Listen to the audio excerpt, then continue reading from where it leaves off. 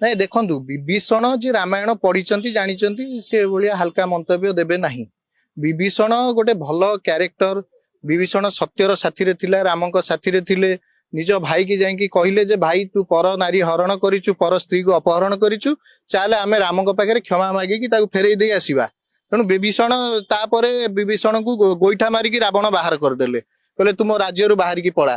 ବିଭୀଷଣକୁ ଖୋଜିଲା କିଏ? ରାମ ଖୋଜୁ ନଥିଲେ ବିଭୀଷଣକୁ, ବିଭୀଷଣକୁ ବେଶୀ ଖୋଜୁଥିଲା ରାବଣ।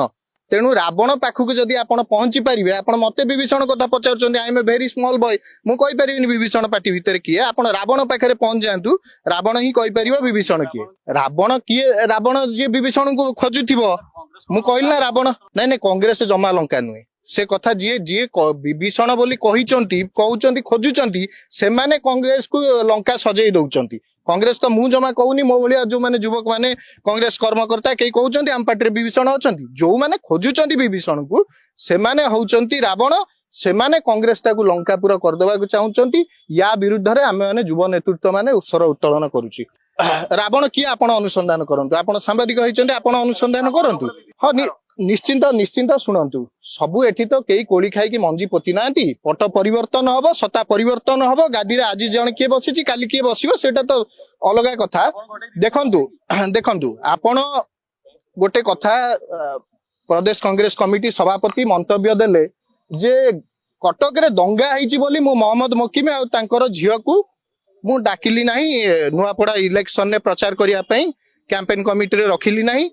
ଏଇ କଥା ସେ ମନ୍ତବ୍ୟ ଦେଇଛନ୍ତି ଯେ କଟକରେ ଦଙ୍ଗାର ବାହାନା ଦେଖେଇକି ମୁଁ ତାଙ୍କୁ ଡାକିଲି ନାହିଁ, କାଳେ ଭୋଟ ପୋଲାରାଇଜେସନ, ହିନ୍ଦୁ ଭୋଟ ମୁସଲିମ ଭୋଟ ପୋଲାରାଇଜେସନ ହେଇଯିବ, ସେଇଥିପାଇଁ ମୁଁ ତାଙ୍କୁ ଡାକିଲି ନାହିଁ।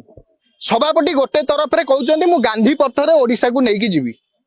1926 ମସିହାରେ ରାୟଟ ହେଲା, ବେଙ୍ଗଲ ଡିଭିଜନ ହେଲା, ତାପରେ ଗ୍ରେଟ କଲିକତା ରାୟଟ ହେଲା। ଗାନ୍ଧୀ କଣ କରିଥିଲେ? ଗାନ୍ଧୀ କହିଲେ ନାଇଁ ମୁଁ ରାୟଟକୁ ଯିବି ନାହିଁ, ଭୋଟ ପୋଲାରାଇଜେସନ ମୋର ହେଇଯିବ, ମୋ ପର୍ସନାଲିଟି ପୋଲାରାଇଜେସନ ହେଇଯିବ। ଗାନ୍ଧୀ ଗଲେ ସେଠି ବସିଲେ, ଅନଶନ କଲେ। ଆପଣ ଗାନ୍ଧୀ ପଥରେ ଓଡିଶାକୁ ନବାକୁ ଚାହୁଁଛନ୍ତି? ଆପଣ ଏଇ ଗାନ୍ଧୀ ବୁଝିଛନ୍ତି? କଣ ଗାନ୍ଧୀ ପଥରେ ନବାକୁ ଚାହୁଁଛନ୍ତି ନା ଗଡସେ ପଥରେ ନବାକୁ ଚାହୁଁଛନ୍ତି ଓଡିଶା? ଆପଣ ଯୋଉ ଫୋରମ କଥା ପଚାରୁଛନ୍ତି, ଫୋରମରେ ଆମେ ଆଲୋଚନା ମୌଖିକ ଭାବେ ଅନେକ ଥର ଆଲୋଚନା କଲୁ ନାହିଁ, ଏପର୍ଯ୍ୟନ୍ତ କରିସାରିଲୁ ନାହିଁ। କଲା ପରେ ମଧ୍ୟ କୌଣସି ନେତୃତ୍ୱ ୟା ପ୍ରତି କର୍ଣ୍ଣପାତ କରୁନାହାନ୍ତି। ଅପର ପକ୍ଷରେ ସଭାପତି ନିଜେ ତ ପ୍ରଥମେ ଶୃଙ୍ଖଳା ଭଙ୍ଗ କରୁଛନ୍ତି, ଆସିକି ପ୍ରେସରେ ଷ୍ଟେଟମେଣ୍ଟ ଦଉଛନ୍ତି, କେତେବେଳେ ବିଭୀଷଣ କଥା କହୁଛନ୍ତି, କେତେବେଳେ ଦଙ୍ଗା କଥା କହୁଛନ୍ତି।